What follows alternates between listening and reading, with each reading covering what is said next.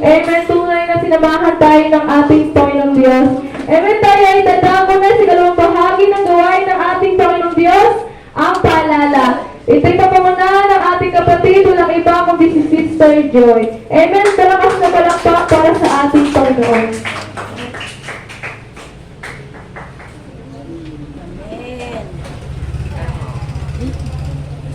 Isang po pagpapang umaga po ng bawat isa. Isang malakas na palakpak po para sa ating Panginoon. Dadako po tayo sa paalala. Meron po tayong 4 na gawain sa loob ng isang linggo.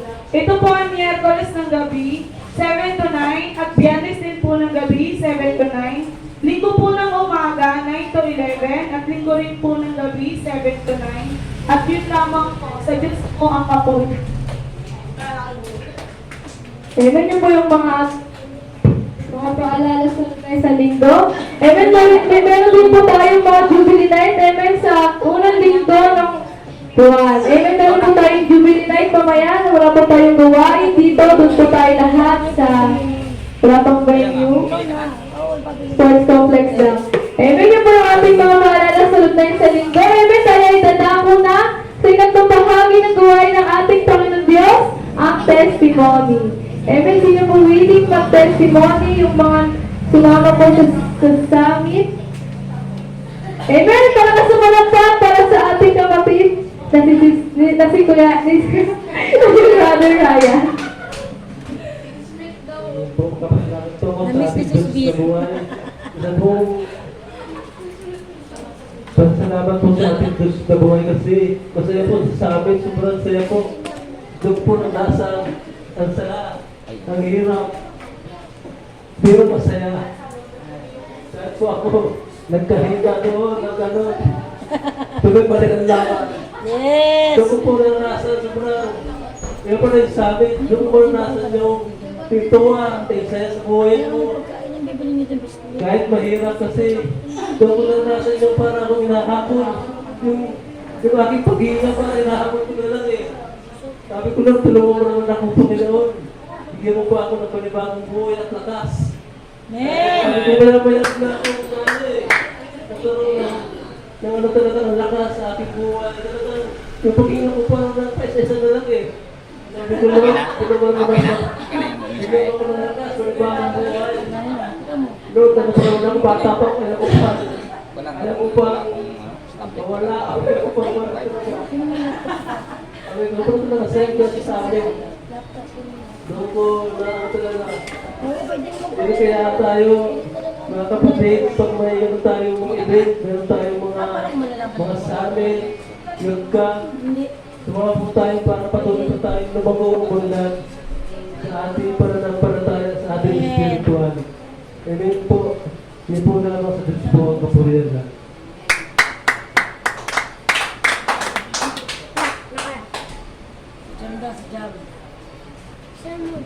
Amen. Tunay nga, amen, sa kanilang papunta doon sa Laguna. Amen. Sinamahan sila ng Diyos.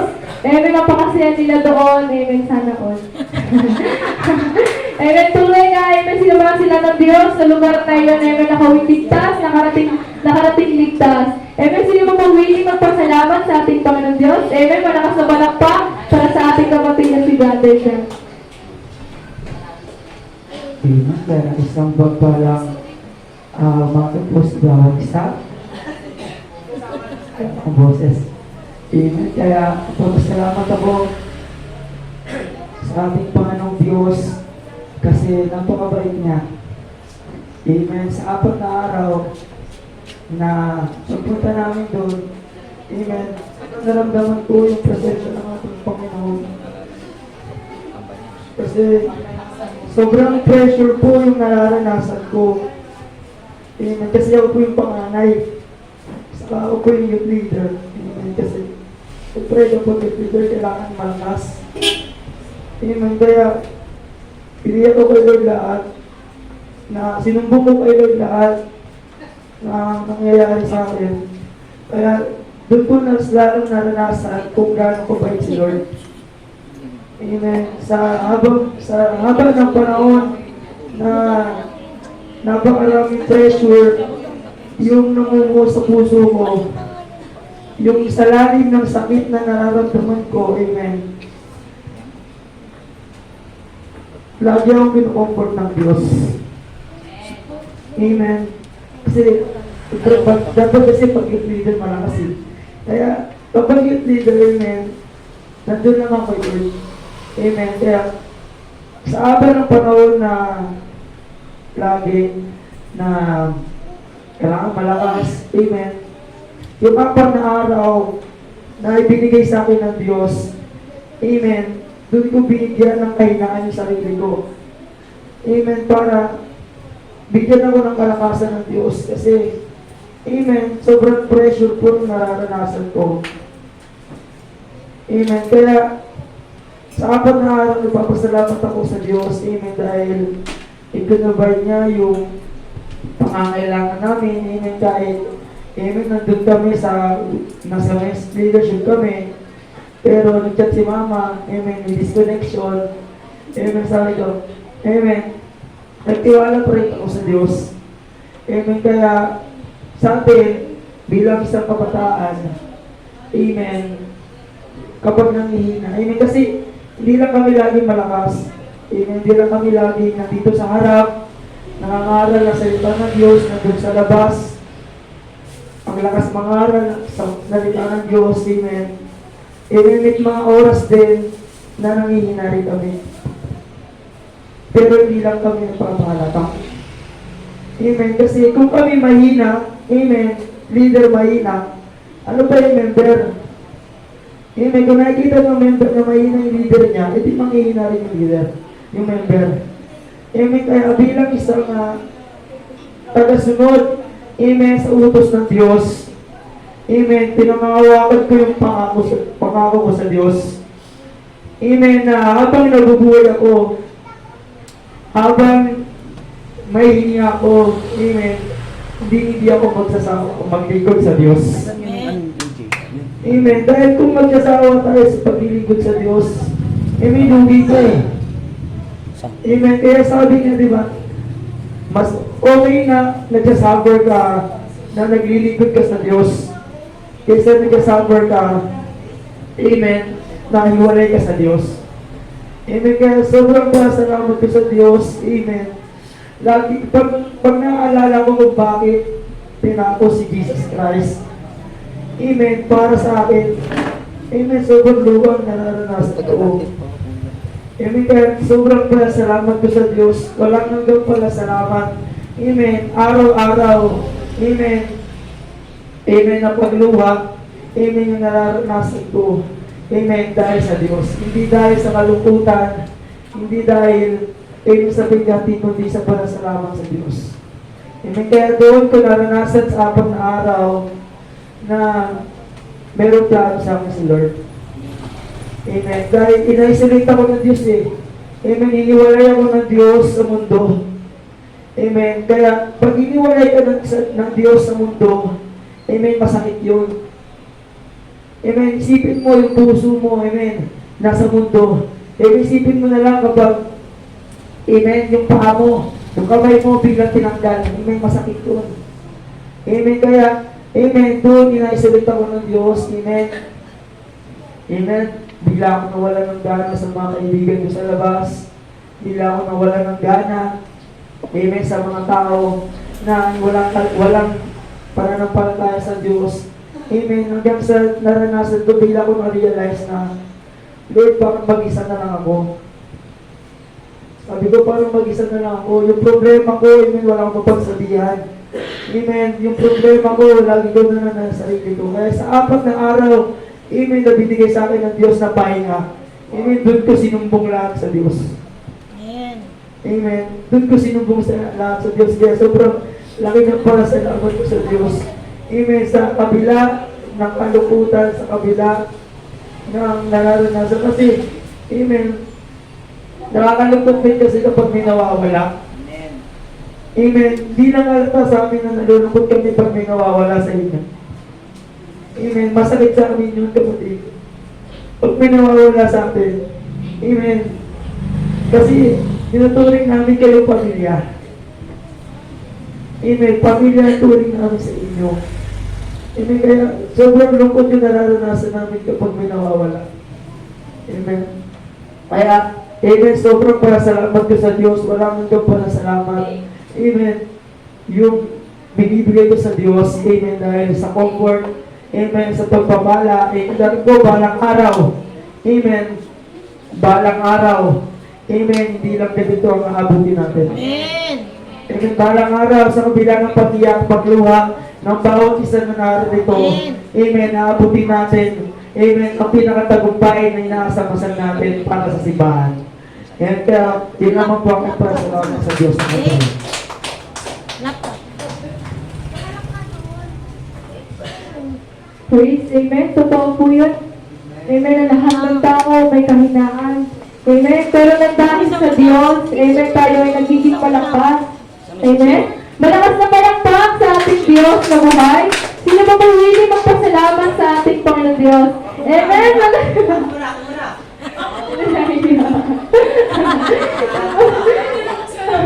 Jack and Poy. Isang mapagpalang umaga po sa bawat isa. I-share ko lang po yung nangyari sa akin noong Lunes, Martes, Miyerkules, Huwebes. Yung takot, saya, tiwala, pangamba na naranasan ko. Kasi kahinaan talaga namin mag-asawa, yung hanap buhay talaga niya. Na akala ko talagang mawawala.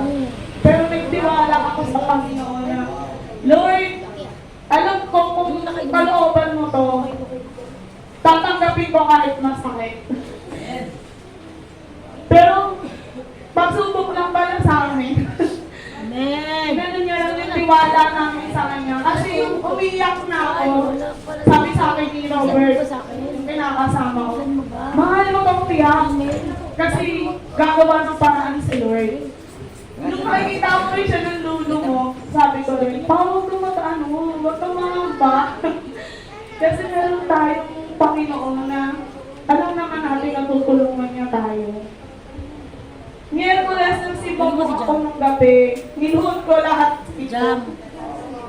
Sabi ko, Lord, ikaw nang bahala. Simula sa gabi ito, pinabukasan, hindi na po ako mangangamba kasi alam ko po na may gagawin ka sa buhay namin.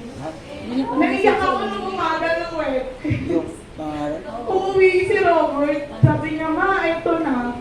May pera na tayo, may pang-budget na tayo. Hindi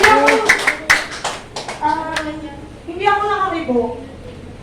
Nahina yung tuhod ko. Parang, Lord, ang bilis yung tugon mo dun sa panalangin ko. Sa panalangin. Yes! Kaya yung kanina na pinapakanta ako ni Pastora, naisip ko na kanta napakabuti mo. Kasi yun lang yung nagsalo ako sa kwarto. Sinigaw ko talaga yun na napakabuti mo. Aming Diyos Ama, ang iyong likha'y luluwalhati. Pinakita niya sa amin kung gano'n siya nakagabay. Yung mga pagpapala na hindi namin inaasahan, simula na nagsimba ako dito. Yung mga kapayapaan na ayoko na ng kaguluhan, ayoko na lahat. Parang wala na ako dyan.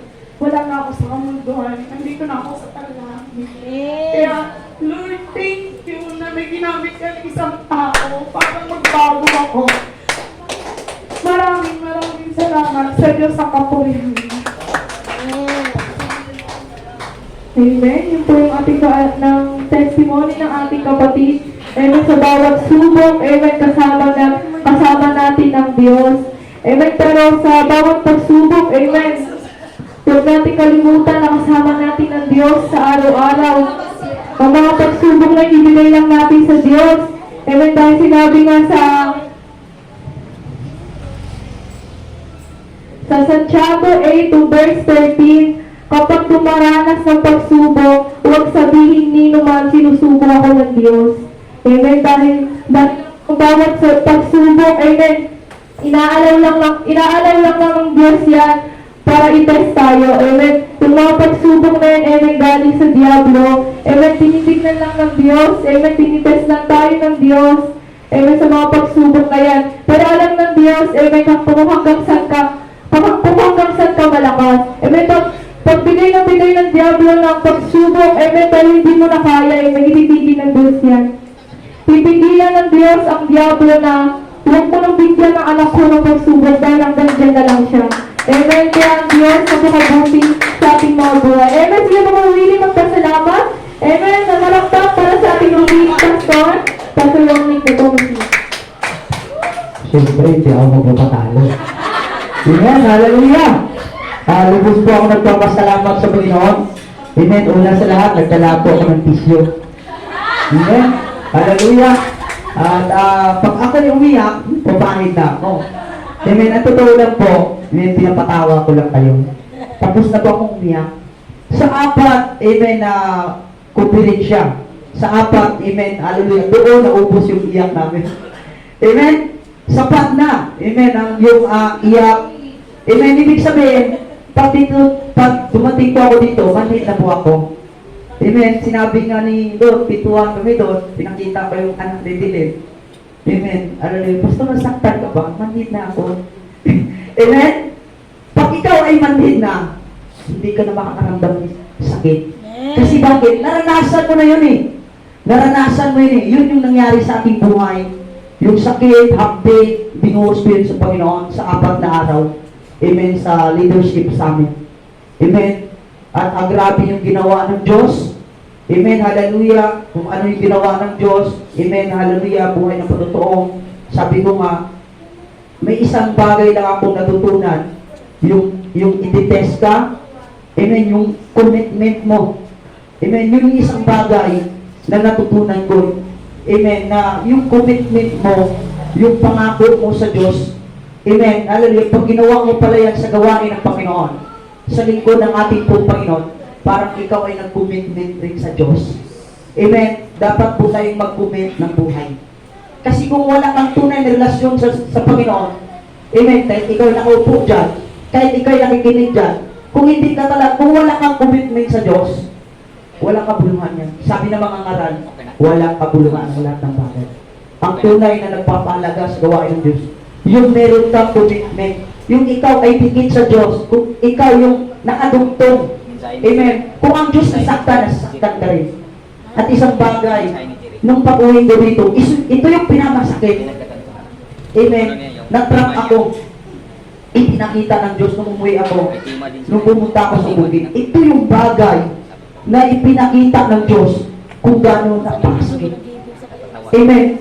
Yung masakit na nakikita mo, yung tinutok yung baril sa ulo ng tao, sa ulo. Amen. Itong pinaramdam ng Diyos, gano'n pala kasimple ang buhay ng tao. Kaya sabi ko nga, maghisa ako. Dumaan pa yung pumatay sa harapan ko. Amen. Kasalubong kami ni Sister Llewellyn. Kasalubong kami dalawa, natakot nga siya eh. Dumaan mismo yung pumatay. Parang naisip ko, may baril ako, babarilin ko na rin siya eh. Amen, pero hindi ganun. Hindi ganun ipinaunawa ng Diyos. Ipinaunawa ng Diyos, amen, sa aking buhay. Dapat ka rin pumatay sa mga kasalanan para sila ay mabuhay at mabago. Yun ang naisip ko. Hindi ko kailangan ng baril, kailangan ko yung salita ng Diyos para sila ay mabago. Yun ang ipinaunawa ng Diyos sa aking buhay. Grabe yun ang masakit. Yung nakikita mo na tinutok ng baril. Ano kaya yung ramdaman mo nun? Amen? Hallelujah. Grabe. Amen. Talagang wasak yung ulo, lumalas yung dugo. Pero sa akin, sabi ko nga, manhid na ako. Pag manhid ka na, wala ka ng takot. Ito yung nais ng Diyos. Pag manhid ka na, kahit anong mga bagay naranasan sa buhay mo, masakit na yan. Dumating kami sa bigmaan. Amen, hallelujah. Pumunta kami dito, wala na kaming pera. Pero sumama pa rin kami ng anniversary. Amen. Doon mo makikita kung ikaw talaga ay tunay na tagumpay sa buhay mo. Wala kami pera. Amen. Si Brother Ryan, nakita ko yung apoy ng lagnat. Inisip ko pa rin, apoy yan ang pabor ng Diyos. Apoy yan ang pagpapala sa Diyos. Kahit tinangina niya, takbo nga ako doon eh, para maghanap ng aplas. Amen. Para lang siya ay mangilong. Bibig ka pa. Amen. Para lang siya maplasan. Amen. Naniniwala ako na mayroong gagawin ng Diyos sa kanyang buhay. Amen. Amen. Papunta dito, sabi ko nga, pero ako naninakal sa kanya, sasama ka ba? Anniversary? Amen. Pero naniniwala ko, sasama talaga siya eh. Grabe, Yes. malakas ng kanyang pananampalataya eh. Yes. Amen. Papunta ko sa anniversary, alam mo ba nangyari sa pako? Hindi na ako makalakad. Pinilit ko na lang, parang gumaganon-ganon na ako eh. Ano nangyari sa katawan ko? Wala naman nangyari. Bakit pagdating na anniversary, parang hindi na ako makalakad. Ganun, ramdam ko talaga, grabe ang sakit. Hindi ako makapakalakad. Pero hindi ko yung tinignan, hindi ko ginawang dahilan yun. Amen. Hindi ko rin ginawang dahilan na kawalan. Totoo ba lang, Diyos? Pag ikaw ay manhid, hindi ka na namumuhay sa daigdig na ito, namumuhay ka na makalangit. Manhid ka na. Amen? Yun pala. Kaya, tinisting ka ng Panginoon kung bakit ka sinubok ng Diyos para manhid ka sa mga bagay na nakikita mo. Amen? Kaya, nangyari yan sa buhay natin. Amen? Kaya kung naunawaan ko na eh, bakit iniwanan ako ng asawa ko? Amen? Hindi ka wala yun. Tinis tayo ng Panginoon kung gaano pa talaga yung totoo mong pananampalataya. Iwanan ka ba ng lahat ng bagay? Amen? Huwag lang ang Diyos. Bakit? Ang Diyos, ang source, income. Siya yung nagbibigay ng lahat ng bagay. Kung anong nawala sa'yo, hindi ipapalik ng Diyos yan. Bigyan mo na yan Amen? nag-ing. Hallelujah. Kaya sa aking buhay, masaya na ako'y tinanong man, Pastor, nasaktan ka ba? Maliit na ako. Amen? Masaya na ako sa buhay ko. Bakit? Dahil naniniwala ako, kung anong nawala sa akin, babalik naman ng Diyos yan eh. Amen? Kung anong nawala sa buhay mo, babalik ng Diyos yan. At pasalamat pala po sa nag-sponsor